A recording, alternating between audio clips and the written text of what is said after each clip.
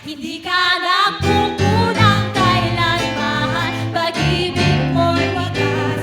Jesus aking kalakasan, siya lamang ang tamang daan. Hindi ka naubusan ng kabutihan, ika'y aawitan, isisigaw papuri ko. Pag-ibig mo'y tiyak, buhay ko'y sa iyo. Magpakailanman sa bahay mo, ako laging maninirahan. Kasama ka, Panginoon, magpakailanman. Hallelujah! Sa ingay man at kadiliman, ikaw o Diyos sa kapahingahan. Hindi ka nakukulang kailanman, pag-ibig mo'y wagas. Jesus aking kalakasan, siya lamang ang tamang daan. Hindi ka naubusan ng kabutihan, ika'y aawitan, isisigaw papuri ko. Pag-ibig mo'y tiyak, buhay ko'y sa iyo. Magpakailanman sa bahay mo, ako laging maninirahan.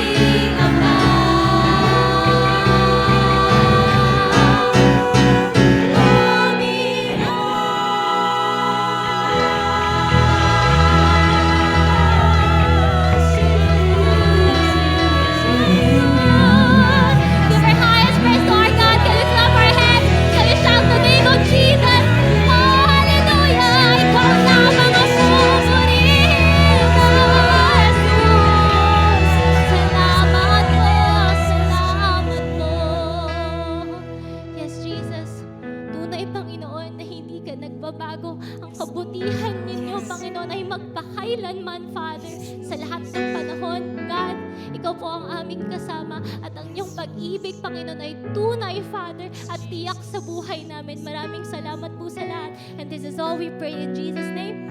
Amen. Amen. Isa pa nga pong palakpak para sa Panginoon. Alright. We can all be seated. Wow, we are full house today. Good morning, Solid Ground. Ang sarap po na unang service natin dito sa ating new building. And for our tithes and offering, let me speak in the book of Acts. Yan, Gawa po. Gawa 11, chapter 11, verses 27 to 30. Ang salita ng Diyos version. Sabi dito, nang panahong iyon, may mga propeta sa Jerusalem na pumunta sa Antioch. Ang pangalan ng isa sa kanila ay si Agabus. Tumayo siya at nagpahayag sa pamamagitan ng banal na espiritu na may darating na matinding taggutom sa buong mundo. Nangyari ito sa panahon ni Claudius na emperador ng Roma. Kaya nagpasya ang mga tagasunod ni Jesus sa Antioch na ang bawat isa sa kanila ay magpapadala ng tulong sa mga kapatid sa Judea ayon sa kanilang makakaya. Pinadala nila ito sa pamamagitan nila Bernabe at Saulo para ibigay sa mga namumuno ng iglesia sa Jerusalem. So ito yung isa sa isang text sa Acts, yan, gawa, mga gawa. Sabi nung isang version na binasa ko, mga gawa ng apostol. Yan, ito ay isang maliit na verse lang sa chapter 11, pero nakita natin dito na meron silang need. Yung propeta, diba, na si Agabus ay nagsabi siya ng pangangailangan. Ano daw po yung pangangailangan nila? Merong darating na matinding taggutom. So merong need, merong taggutom na darating sa buong mundo. At anong sinabi nila dito? Yung buong kapatiran po nila that time, sabi dito, kaya nagpasya ang mga taga-sunod ni Jesus sa Antioch na ang bawat isa sa kanila ay magpapadala ng tulong. Alam nyo po, nung nireport, so far, ang nagagastos na natin sa building natin is more than 3 million pesos. Hindi po yun galing sa bulsa ko. Hindi po yun galing sa ibang bansa na ipinadala dito buong 3 milyon. Yun ay galing sa bawat isa sa atin. So sabi dito, kaya nagpasya ang mga tagasunod ni Jesus sa Antioch na ang bawat isa sa kanila ay magpapadala ng tulong sa mga kapatid sa Judea ayon sa kanilang makakaya.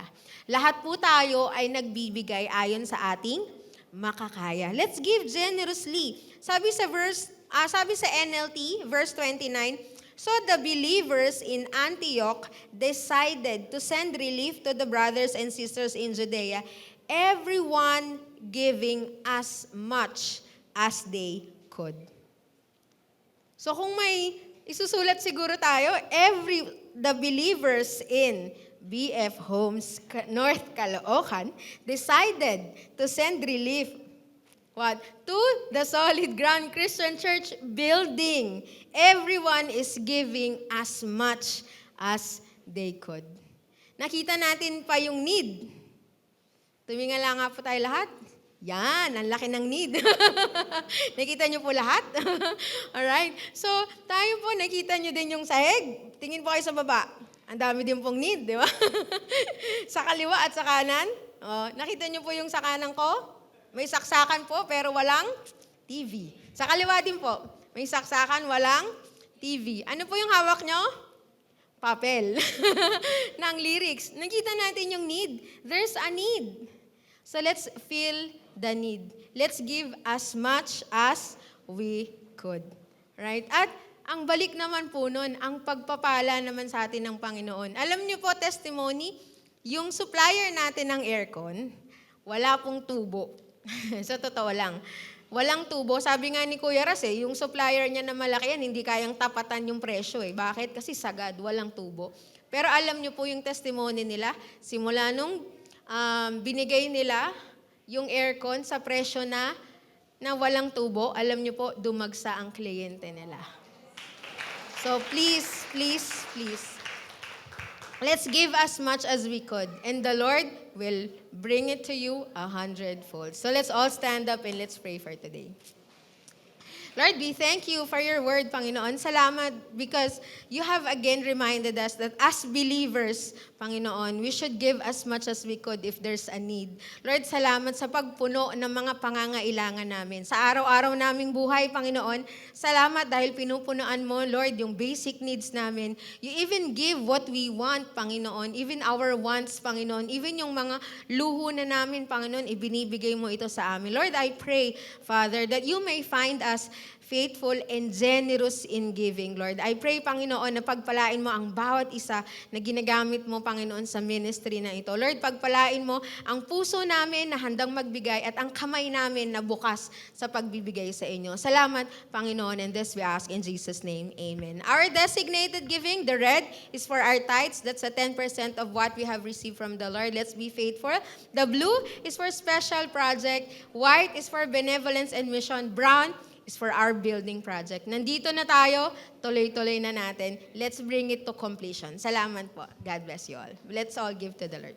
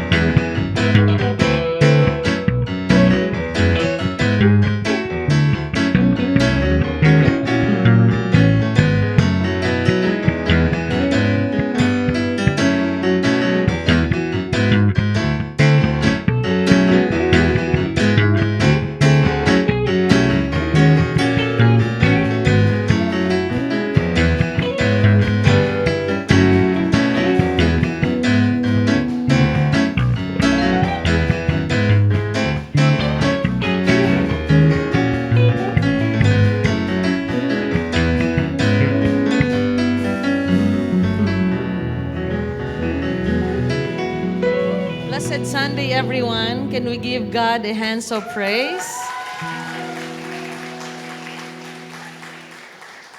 After 15 years, God gave us a sanctuary, a place of worship. We started at Gilmar Place. Malapit lang na subdivision yun dito. And I remember the kindness of Mr. and Mrs. Gilbert Young. He allowed us to use the clubhouse of the subdivision for maybe 8 to 9 months. And then nag-transfer tayo sa Teofilo Street, BF Homes. Maybe more than a year nandun tayo. And then yung third natin na tinirahan ay ang T. Samson Road. Mga nasa 13 years. And thank God, nandito tayo ngayon sa ating permanent address. Palapakan natin ang Panginoon. Noong lote pa lang ito, inalagaan natin, nanalangin at patuloy na nag-ipon. Kaya Saldrin, ipakita yung ating picture. Groundbreaking naman noong July 2, 2024. Wow! At pinanghawakan natin yung salita ng Panginoon sa Haggai 1:8 na God, inutusan tayo to build God's house. And to build God's house, nabanggit ko sa inyo, we need the acronym BUILD, B-U-I-L-D. B, bravery. U, unity. I, integrity. L, love. And discipline. And thank God, ito pong ating building ngayon na nagagamit na natin, it's a result po of our love for God, of our generosity. And thank you everyone, kahit yung mga friends, mga relatives, mga kamag-anak ninyo, kasama sa trabaho, na nagbigay, nag-ambag, para itong place po na ito ay maitayo. Again, yan po ay dahil sa ibinigay nyo ang inyong puso sa Panginoon and you allow God to use your hands as an instrument of blessing. So give Him praise. Once again, SCC family, friends, and relatives na dumalaw, pumunta rito, para makisaya, to rejoice with us, welcome to God's house. At the same prayer, ang atin pong sasabihin sa Panginoon, may this place be a house of praise, of worship, a place where everyone will experience the power of the Holy Spirit and encounter the Lord Jesus Christ. For the last time, palapakan natin ang Panginoon. Welcome, welcome. Thank you, everyone. And now, let's go to our word. ang church na ito, ang ating kalakasan, ang ating foundation, walang iba po kundi ang salita ng Panginoon. So we continue our series in the book of 1 John. It's our first Sunday, pero ipagpapatuloy pa rin natin ito. Confidence in prayer. And let me read our passage in 1 John chapter 5, verse 13 to 17. John the Beloved wrote this, at sabi niya, I write these things to you who believe in the name of the Son of God, that you may know that you have eternal life. And this is the confidence that we have toward Him, that if we ask anything according to His will, He hears us. And if we know that He hears us in whatever we ask, we know that we have the request that we have asked of Him. If anyone sees his brother committing a sin not leading to death, he shall ask, and God will give him life to those who commit sins that do not lead to death. There is sin that leads to death. I do not say that one should pray for that. All wrongdoing is sin, but there is sin that does not lead to death. Let's bow down our heads for a while. Let's pray. Father, we thank you for the reading of your word, and thank you for this beautiful place that you have given us and for gathering all of us, O Lord, in this place. We ask that you speak to us. You are our great teacher, our shepherd.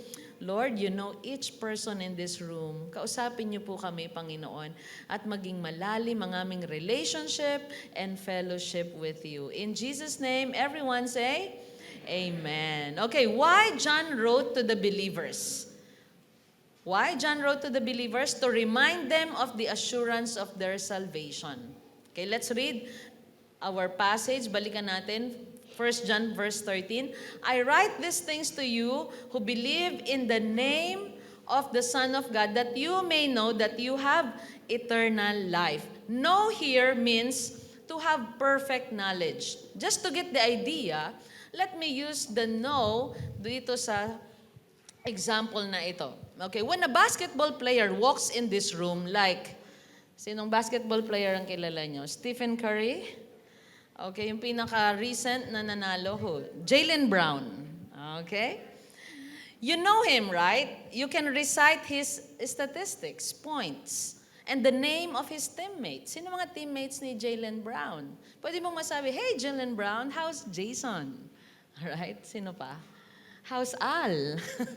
Al Horford, okay? Di ba? Masasabi mo. Pero kapag tinanong ka niya, parang, hi, what's your name? Hindi ka niya kilala.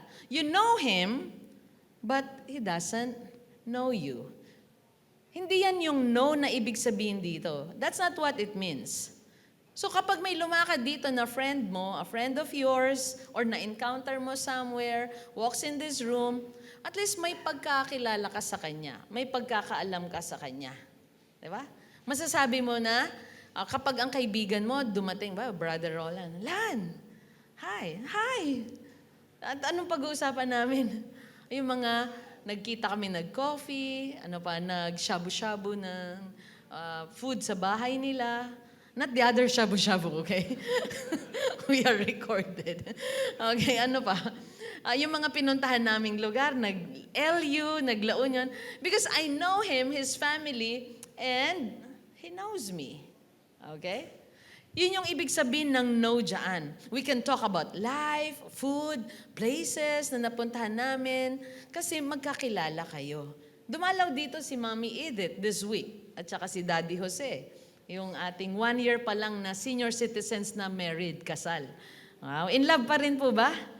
Yes. Okay. I know them, they know me. So pagpasok nila, hi, hello, di ba? And this is the point. Kaya sumulat si John to remind the believers of their assurance of salvation, that God knows you because you believe in Jesus.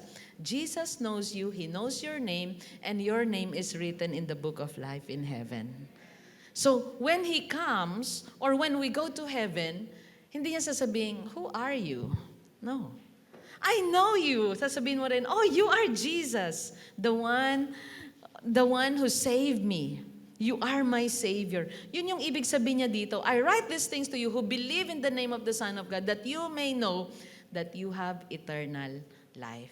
Now, when we say confidence in our prayer, saan natin ito kukunin? Number one, our confidence in prayer is based on our relationship with God. Kaya may confidence ako na halimbawa kausapin, sino dito? Si June and Ben. I know them. Diba? Dito, si Brother Andy. And of course, we have new friends. Hi, Mr. Lardy Zabal. Okay, I know him. Diba? Nagkita kami. Aba, matagal din tayong nagkausap doon at kumain ng mga handaan sa South. Diba? Dito, may pagkakilanlan tayo sa isa't isa. And I have confidence to approach you. Nanay Lolet, si Cake. Hi, Cake. Diba? Ma-approach ko siya, kakausapin ko siya kasi magkakilala kami. Hindi ko lang siya nakilala saan? Sa TV or sa radyo, kundi merong personal connection. Our confidence in prayer is based on our relationship with God. In the same way with our friends, may confidence tayo to approach. Confidence means boldness that grants freedom of access and speech. So kapag nakita mo yung friend mo, churchmate, can I have some of your food? Diba? You can direct message your friends. Receive messages from them. You can ask someone's hands if you do not have a relationship with that person. You cannot freely you cannot have confidence or access sa buhay niya, sa heart niya, sa mind niya, kung wala kang relationship. Ganon din sa Panginoon. Why do we have confidence in prayer? Because we have relationship with Him. Confidence is used 4 times in the book of 1 John. Okay? Katulad ng relationship ng father and son, mother and son, or mother and daughter. Diba? Because of the relationship, there is boldness that grants freedom of access and speech. We have the freedom to ask. We have the freedom to share our stories na ikukwento natin. Sasabihin natin, God, we can approach Him anytime because of the relationship. 1 John 5:14. And this is the confidence that we have toward Him, that if we ask anything according to His will, He hears us. Bakit tayo nanalangin na, Lord, give us a place of worship. Lord, send provision to your people. Why? We have that confidence because we are in a relationship with God through Jesus Christ. Let us read 1 John 2:28. So 4 times, ginamit yung word na confidence in the book of 1 John. And now, little children, abide in Him so that when He appears, when we may have boldness of access and speech. We may have confidence and not shrink from Him in shame at His coming. So kapag dumating ang Panginoong Hesus, meron tayong, anong Tagalog ng confidence? Katiyakan, kapanatagan. Panatag tayo na pwede natin siyang lapitan at sasabihin natin, God, you are my God. You are my Savior. Do you know me? I know you. Diba? Why?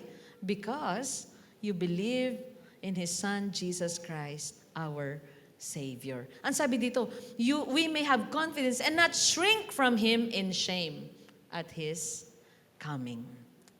Next, 1 John 3:21-22. Beloved, if your heart does not condemn us, we have confidence before God. No, if you have pure hearts, if you have clear conscience, we can come to the Lord with confidence. And whatever we ask, we receive from Him because we keep His commandments and do what pleases Him. That gives us confidence. See, it revolves sa relationship, sa pure heart, yung ating pagsunod. yung obedience natin sa commandments ng Panginoon. And what else? 1 John 4:17. By this is love perfected with us. By this is love perfected with us, so that we may have confidence for the day of judgment. There is a day of judgment, right? Sa panahon ni Adam at Eve, they disobeyed God, there was judgment. Noah, there's judgment. Abraham and Lot, Sodom and Gomorrah, there's judgment. Pero si Abraham, may confidence siya. And even Lot, his nephew, may confidence. Why? To call on God for salvation and protection dahil meron silang relationship with God.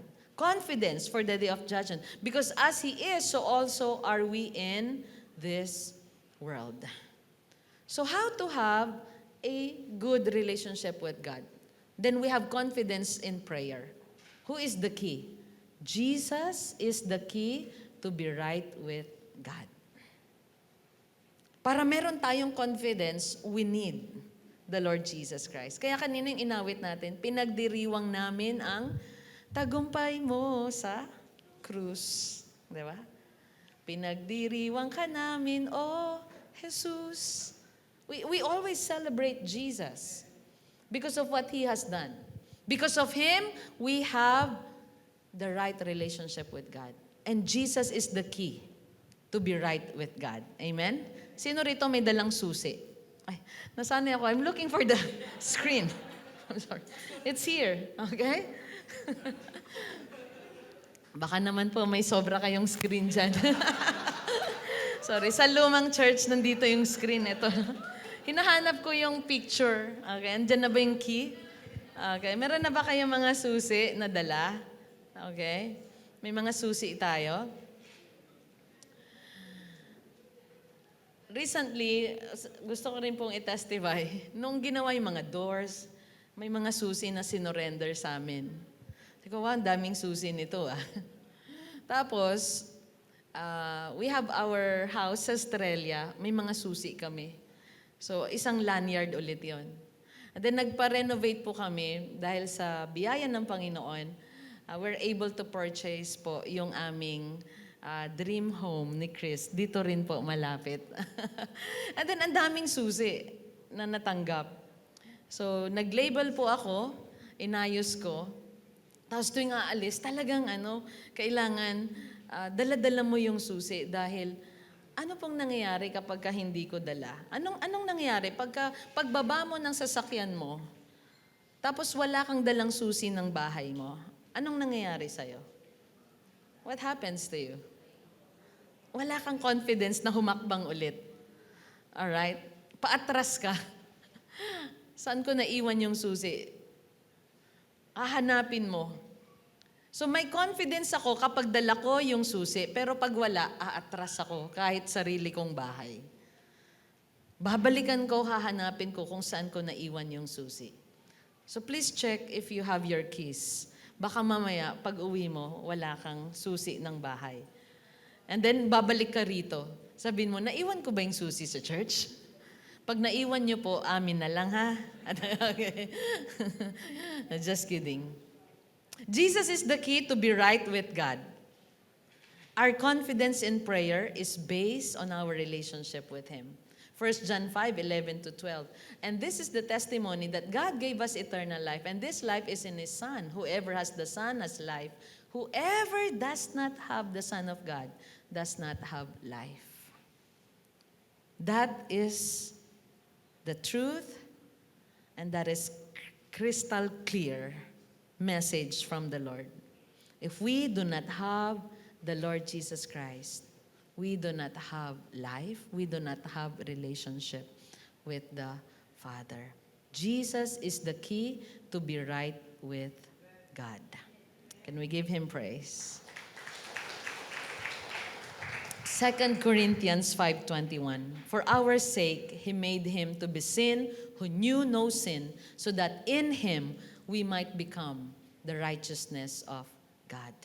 1 Timothy 2:5-6. For there is one God, and there is one mediator between God and men, the man Christ Jesus, who gave Himself as a ransom for all, which is the testimony given at the proper time. Jesus is the mediator, the bridge, the way, the truth, and the life. Ang mundong ito, it's a dark world, right? We need the light. We need life.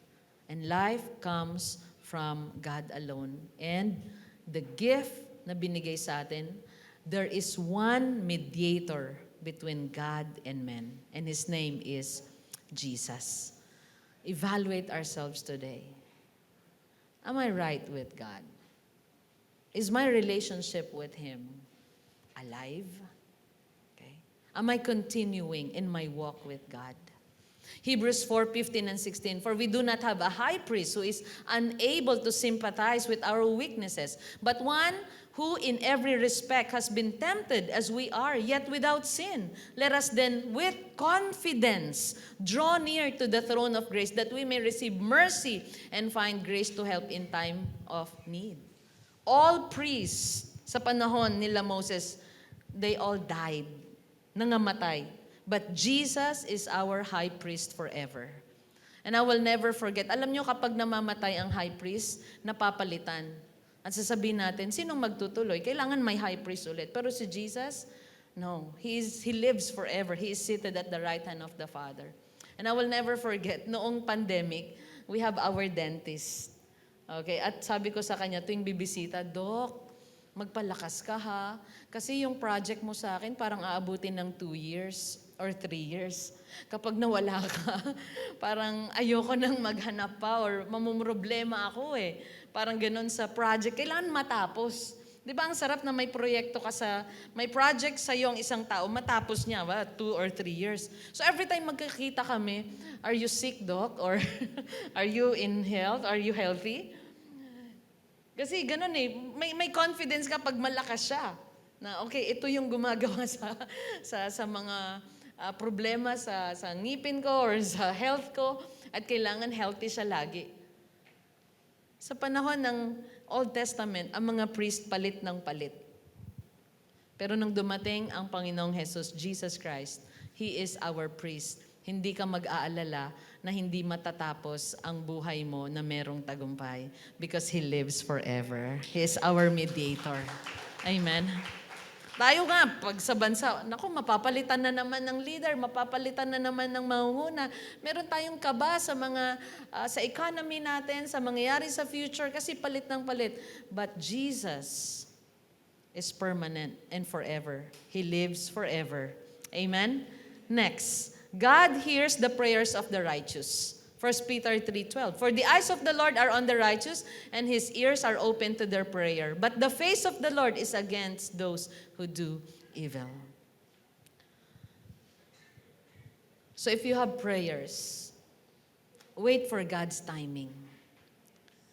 Do not be hasty. Do not worry. Do not go to the road of anxiety or choose to be full of anxiety. Be still and know that the Lord is good and He is faithful. Continue to obey. Continue in your walk with God because God hears the prayers of the righteous. Again, this building is a product of our prayers, obedience, and compassion for the lost. And that is the will of the Lord. To be compassionate and to desire good or great things for Him. Amen? Next, number 2, our confidence in prayer is connected to understanding God's will. Number 1, bakit tayo may confidence in prayer? It is based on our relationship with God.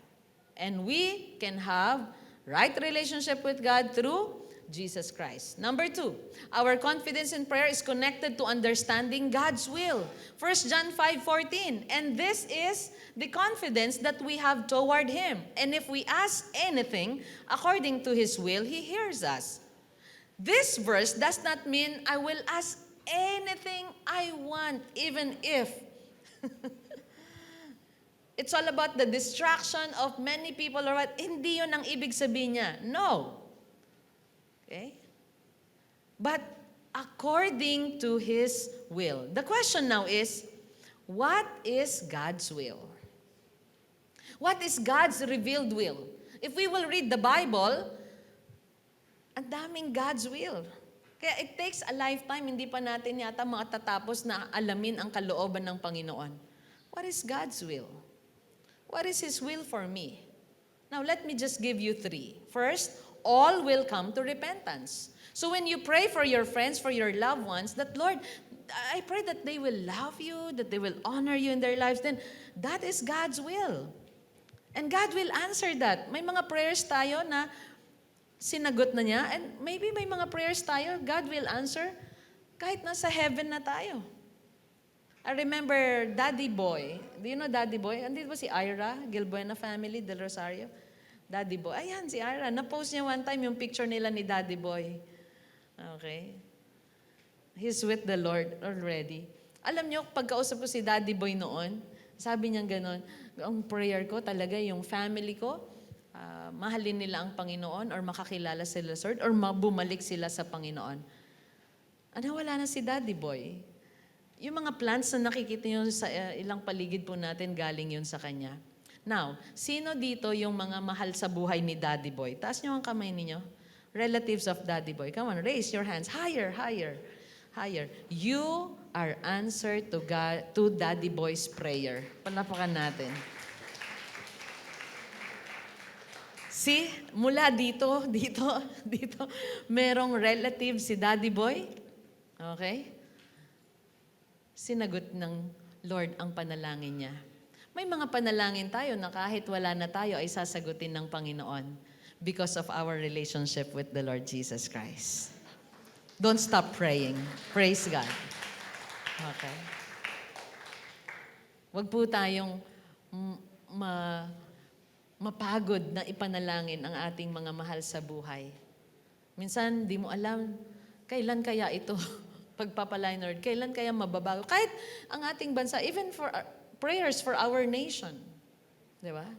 Ako, prayer ko lagi, Lord, maging powerful naman yung passport namin. Di ba? Minsan, ilang bansa lang yung pwede naming puntahan, tapos lahat kailangan naming bayaran ng pagkalakalaking mga visa fees, tapos minsan mag-apply ka ng visa, ma-reject ka, and then wala na yun, yung binayad mo. Pray for our nation. Pray for world leaders. You don't know. God can touch hearts, di ba? God is able to transform hearts.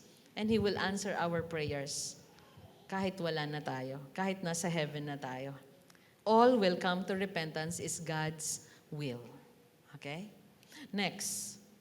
Let's read 2 Peter 3:9. The Lord is not slow to fulfill His promise as some count slowness, but is patient toward you, not wishing that any should perish, but that all should reach repentance.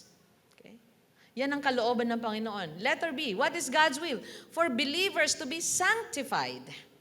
Sanctified means to live in righteousness, in holiness, under God's will. Let us read 1 Thessalonians 4:3. For this is the will of God, your sanctification, that you abstain from sexual immorality. Kaya minsan tatanungin natin, kalooban ba ni Lord na mamuhay ako ng holy or live a pure life? Kalooban ng Panginoon ba na ako ay magpakasal or pakasalan ko ang minamahal ko? Kalooban niya ng Panginoon because God wants us to be sanctified. Mamuhay ng malapit sa Kanya at malayo sa kasalanan. Kalooban ng Panginoon yung mga prayers natin, Lord, help me. Help me to obey you. That is God's will, and He will answer that. What is God's will? Letter C, for believers to be Spirit-filled. So pray the Lord's will in our lives. For believers to be Spirit-filled, let us read Ephesians 5:18. And do not get drunk with wine, for that is debauchery, but be filled with the Spirit. Huwag kayong maglalasing, sabi niya, nakakasira ito ng maayos na pamumuhay. Sa halip, hayaan ninyong mapuspos kayo ng Holy Spirit.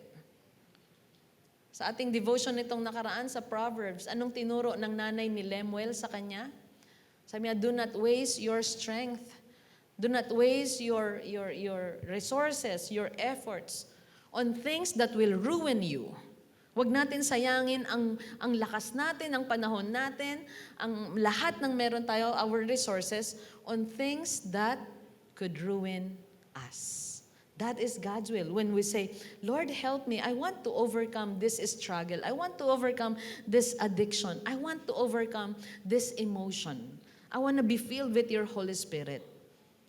So again, what is number 2? Our confidence in prayer is connected to understanding God's will. And number 3, last but not the least, our confidence in prayer flows from a compassionate heart. Check our hearts today. Compassion means, there is love that flows from the Father, from the Lord.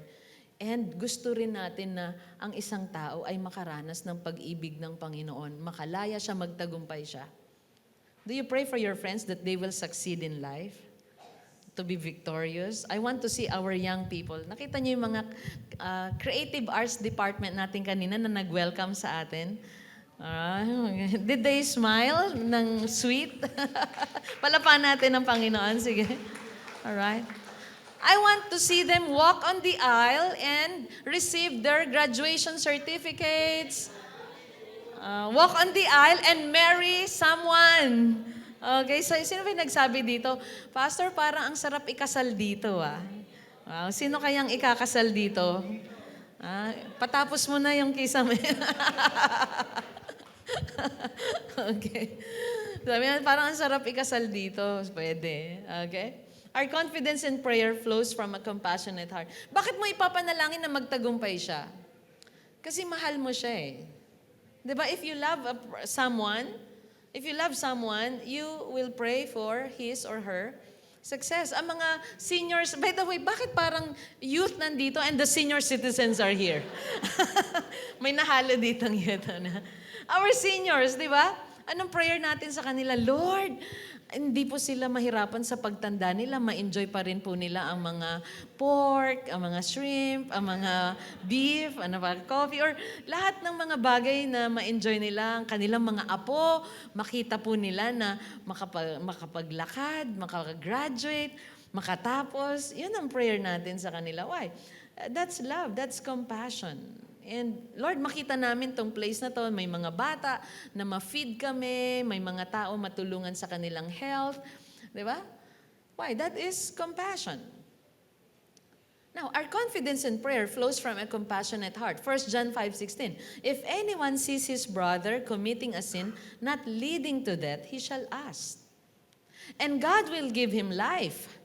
Now, if anyone sees his brother committing a sin not leading to death, means this sin is habitual, is repetitious. Intercede for your brother or sister committing a habitual sin, a repetitious sin. Ask God na magtagumpay siya. If we love them, we will pray for them. We don't gossip about them. Okay? But we will pray for them. Again, the point here is those who habitually sin. Kapag sinabing sin that leads to death and sin that is not leading to death, yung sin that leads to death is habitual. Ibig sabihin, lifestyle na niya yun. To those who commit sins that do not lead to death. There is a sin that leads to death. I do not say, sabi niya, that one should pray for that. And what are we going to ask God? That God will give him life. Lord, give him life. Give him the will to overcome. Lord, give him success. Lord, give him victory. Let us love one another by praying for one. You know the best gift that we could give to each one? Tell the person next to you, pray for me. Amen. That's the best gift. Anytime. Isipin mo, dala-dala mo yung pangalan niya sa prayer mo at kanino mo inilalapit sa Panginoon. Kaya kapag may problema siya, nag-open siya sa'yo, huwag mong dalhin sa mga friends mo, dalhin mo kay Lord yung kanyang pangangailangan. Lord, help my friend, my best friend, my relative. Help my brother, my sister. Why? Because lahat tayo dineliver ng Panginoon from darkness. Colossians 1:13-14. He has delivered us from the domain of darkness and transferred us to the kingdom of His beloved Son, in whom we have redemption, the forgiveness of sins. We are brothers and sisters. Naunawaan natin ng bawat isa na lahat tayo nanggaling sa kadiliman. Wala ni isa dito. No one is righteous. Lahat tayo galing sa kadiliman, pero napagtagumpayan natin, now maaring siya hindi pa nagtatagumpay, tulungan natin siya. Tulungan natin siya to overcome. Let us help one another through prayer. Because the prayer of a righteous person is powerful and effective. James 5:13-16. Is anyone among you suffering? Let him pray. Is anyone cheerful? Let him sing praise. Is anyone among you sick? Let him call for the elders of the church and let them pray over him, anointing him with oil in the name of the Lord. We will pray for each other because we love each other. Second, let us pray for one another and make it a habit. Lay your hands on your loved ones. Pray with your loved ones, di ba? Pray for your friends. Intercede for them. If they are suffering, if they are sick, we are commanded to pray for one another. Ano ang nararanasan po ninyo ngayon? Sabi sa verse 15, and the prayer of faith will save the one who is sick, and the Lord will raise him up. And if he has committed sins, he will be forgiven. Therefore, confess your sins to one another and pray for one another that you may be healed. The prayer of a righteous person has great power as it is working. If you are suffering, share it. Let us pray for each other. If you are sick, if you are sinning, oh, this is my habitual sin, confess it. To your spouse, to your husband, to your wife, to your best friend, to your close friend, to your accountable friend. And sabi dito, confess your sins to one another and pray for one another that you may be healed. When we confess, we do not, again, gossip. We pray for each other. Okay? Hindi natin yan itinatago at hindi pinag-uusapan. Minsan, ayaw natin yon. Pero anong ine-encourage ng Bible? Confess our sins to one another. Now, a compassionate believer understands the seriousness of sin. Why? What are the effects of sin in our lives? Diba? Separation from God. There is no peace if we habitually sin. There is death. Romans 6:23. Ano ang kabayaran ng kasalanan? Kamatayan. The wages of sin is death. We don't want a brother or a sister na una pwedeng untimely death. You know, disobedience, it leads to untimely death. We don't want that to happen to our friends and loved ones. Or spiritual death. On fire yung heart niya for God, naging cold. Gawin natin on fire ulit. So again, let's go back, 1 John 5, verse 16 and 17. If anyone sees his brother committing a sin not leading to death, he shall ask. Means we should pray for that brother or sister. And God will give him life. Who will keep him strong? Who will give him life? God. Life comes from God. To those who commit sins that do not lead to death. There is a sin that leads to death. I do not say that one should pray for that. All wrongdoing is sin, but there is sin that does not lead to death. What are the principles about sin here in 1 John?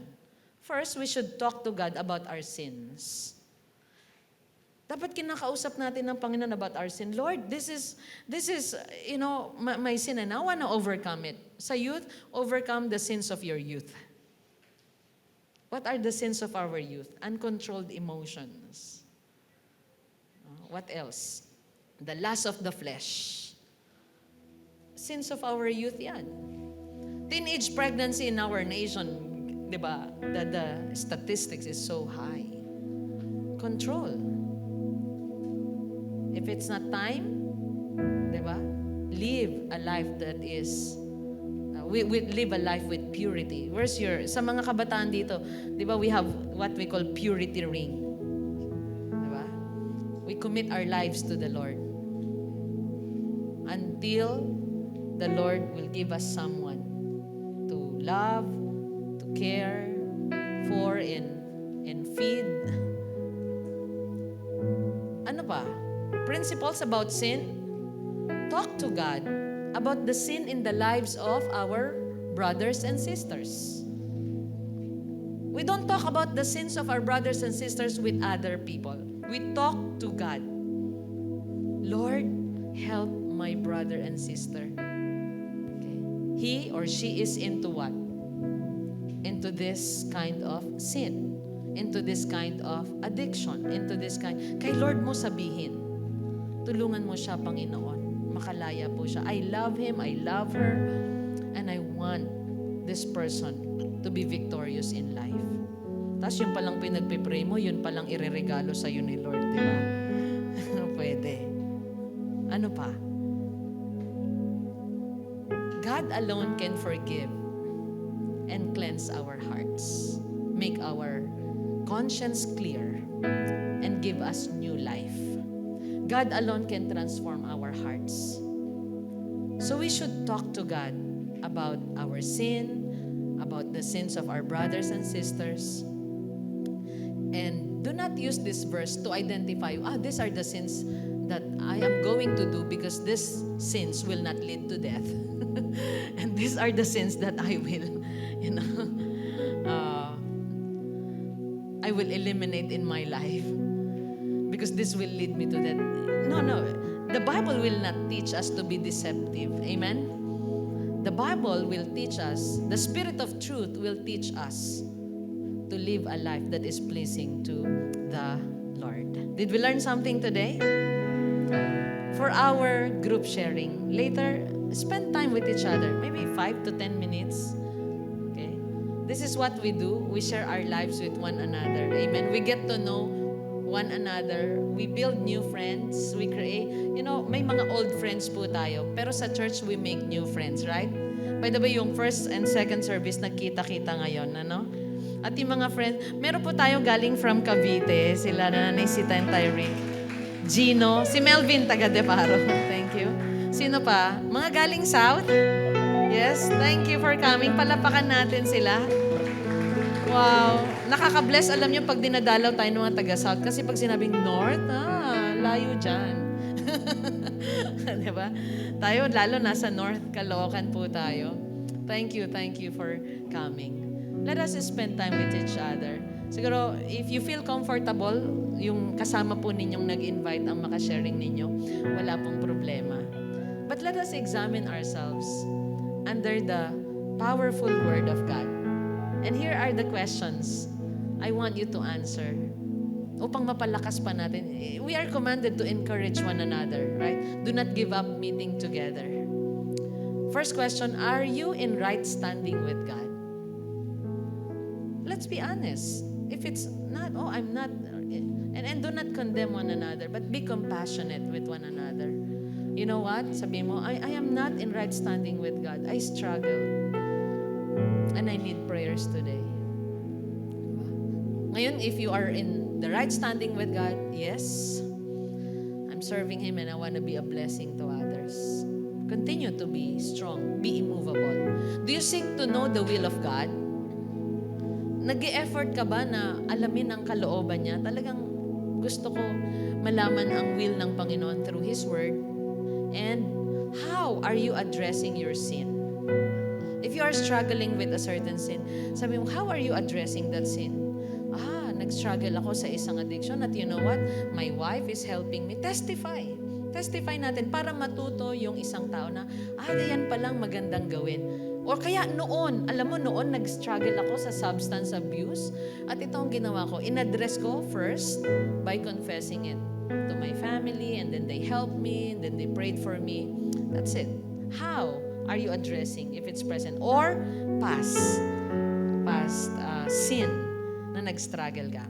Again, did we learn something today? Amen. Let's stand and worship the Lord. Sa lahat ng panahon, Diyos ka sa amin. Sa lahat ng oras, nandiyan para sa amin, Panginoon.